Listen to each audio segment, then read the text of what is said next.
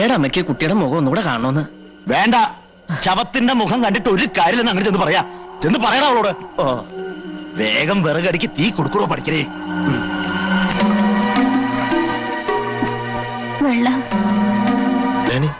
മരിച്ചിട്ടില്ല.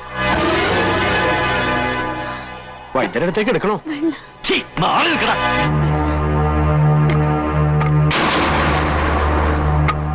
പഠിക്കണേ, തീ കൊടുക്കണോ?